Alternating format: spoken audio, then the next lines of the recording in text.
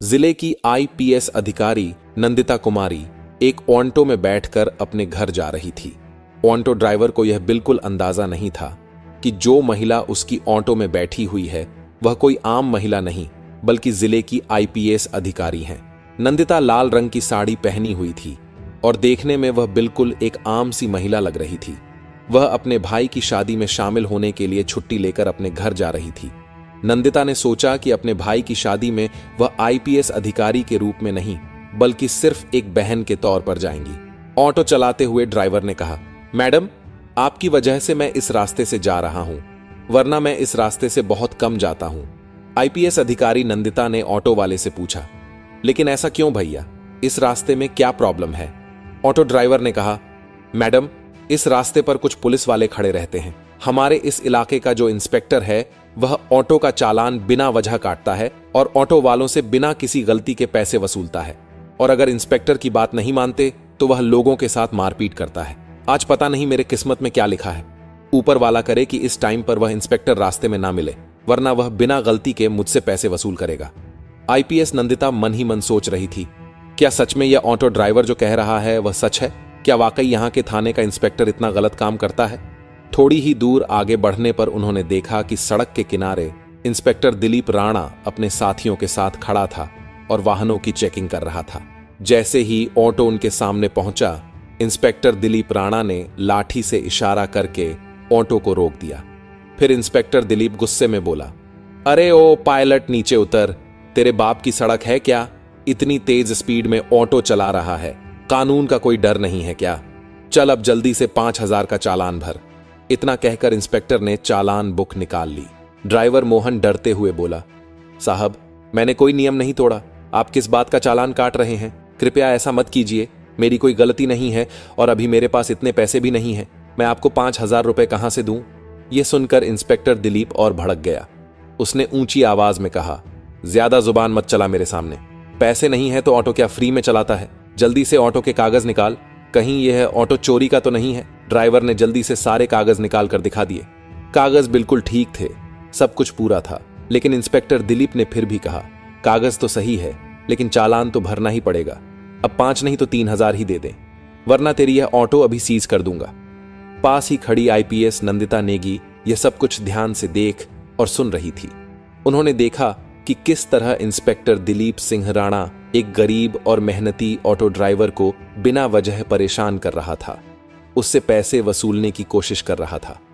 उनके मन में गुस्सा तो आया, पर उन्होंने खुद को शांत रखा ताकि पहले पूरी सच्चाई समझ सकें और फिर सही समय पर कार्रवाई कर सकें। ऑटो ड्राइवर ने डरते हुए इंस्पेक्टर दिलीप से कहा, साहब, इतने पैसे मैं कहां से लाऊं? अभी तक तो सिर्फ 300 रुपए की ही कमाई हुई है, मैं कैसे आपको 3,000 दूं? कृपया छोड़ दीजिए साहब, जाने दीजिए। मेरे छोटे छोटे बच्चे हैं, मैं गरीब आदमी हूं, दिन भर मेहनत करके अपने परिवार का पेट पालता हूं, मुझ पर रहम कीजिए साहब। लेकिन इंस्पेक्टर दिलीप राणा को जरा भी दया नहीं आई। वह गुस्से में भर उठा। उसने ड्राइवर का गिरेबान पकड़कर उसे बुरी तरफ मारने लगा और चिल्लाते हुए बोला, जब पैसे नहीं है तो ऑटो क्यों चलाता है? तेरे बाप की सड़क है क्या जो इतनी स्पीड में ऑटो चलाएगा? ऊपर से मुझसे जुबान लड़ाता है। चल, तुझे थाने का मजा चखाते हैं। इतना सुनते ही आईपीएस नंदिता खुद को रोक नहीं पाई। वह तुरंत आगे बढ़ी और इंस्पेक्टर के सामने खड़ी होकर बोली, इंस्पेक्टर, आप बिल्कुल गलत कर रहे हैं। जब ड्राइवर ने कोई गलती नहीं की तो आप उसका चालान क्यों काट रहे हैं? ऊपर से आपने उसके साथ मारपीट किया, यह कानून का उल्लंघन है। आपको कोई हक नहीं है किसी गरीब पर इस तरह का अत्याचार करने का, इसे जाने दीजिए। इंस्पेक्टर दिलीप राणा पहले से ही गुस्से में था। नंदिता की बात सुनकर वह और भड़क गया। उसने ताव में आकर कहा, अच्छा, अब तू मुझे सिखाएगी कि कानून क्या होता है? बहुत जुबान चल रही है तेरी, लगता है तुझे भी जेल की हवा खिलानी पड़ेगी। चल, अब दोनों एक साथ जेल में रहना, वहीं चलाना अपनी जुबान। नंदिता का चेहरा गुस्से से लाल हो गया, पर उन्होंने अपने आप पर काबू रखा। वह देखना चाहती थी कि यह इंस्पेक्टर आखिर किस हद तक गिर सकता है। इंस्पेक्टर दिलीप को यह जरा भी अंदाजा नहीं था कि उसके सामने खड़ी यह साधारण सी साड़ी पहनी महिला कोई आम औरत नहीं बल्कि जिले की आईपीएस अधिकारी नंदिता कुमारी है। दिलीप राणा ने अपने साथियों को आदेश दिया, चलो, दोनों को थाने ले चलो, वहीं देखेंगे इन दोनों की कितनी जुबान चलती है। तभी 2 पुरुष कांस्टेबल और 2 महिला कांस्टेबल तुरंत आगे बढ़े और उन्होंने ड्राइवर और आईपीएस नंदिता को पकड़ लिया। जब वे थाने पहुंचे तो इंस्पेक्टर दिलीप सिंह ने कहा, इन्हें यहीं बैठा दो, अब यहां देखते हैं ये दोनों क्या करते हैं, इनकी औकात तो इन्हें दिखानी पड़ेगी। हवलदारों ने दोनों को एक बेंच पर बैठा दिया। दिलीप सिंह राणा कुर्सी पर बैठा ही था कि तभी उसका मोबाइल पर एक कॉल आया। उसने कॉल उठाते हुए कहा, हाँ, आपका सब काम हो जाएगा, उस केस में आपका नाम नहीं आएगा, बस मेरे पैसे तैयार रखना, टेंशन मत लो, मैं आपका सारा काम कर दूंगा। आईपीएस नंदिता कुमारी और ऑटो ड्राइवर दोनों बैठकर यह सब सुन रहे थे। नंदिता मन ही मन सोच रही थी, यह इंस्पेक्टर न केवल सड़कों पर लोगों को परेशान करता है, बल्कि थाने के अंदर भी रिश्वत लेकर काम निपटाता है। वह गरीबों को लूटता है और उनका हक मारता है। नंदिता ने गुस्से को दबाए रखा। वे जानती थी कि अभी तात्कालिक गुस्से में कुछ करना ठीक नहीं होगा। असली मुकाबला सबूतों और सही तरीके से करना है, ताकि पूरा पुलिस प्रशासन और शहर यह देख सके। वे अंदर से योजना बना रही थी कि किस तरह इसे सबके सामने बेनकाब और उजागर किया जाए। पास बैठा ऑटो ड्राइवर परेशान था। वह अपने घर और बच्चों की चिंता कर रहा था। नंदिता ने उसकी तरफ देखा और शांत स्वर में कहा, आप घबराइए मत, यह इंस्पेक्टर आपका कुछ नहीं कर पाएगा, मैं आपके साथ हूं, मैंने सब देख लिया है और मैं इसे बेनकाब करूंगी। आप निश्चिंत रहें, आपकी कोई गलती नहीं है, आप सुरक्षित हैं। मैं कोई आम महिला नहीं हूं, मैं आईपीएस अफसर नंदिता कुमारी हूं। मैं इस इंस्पेक्टर के सारे काले कामों का पता लगा रही हूं, इसलिए अभी चुप रहकर सब देख रही हूं, फिर सब साफ करके इसकी औकात लोगों के सामने दिखाऊंगी।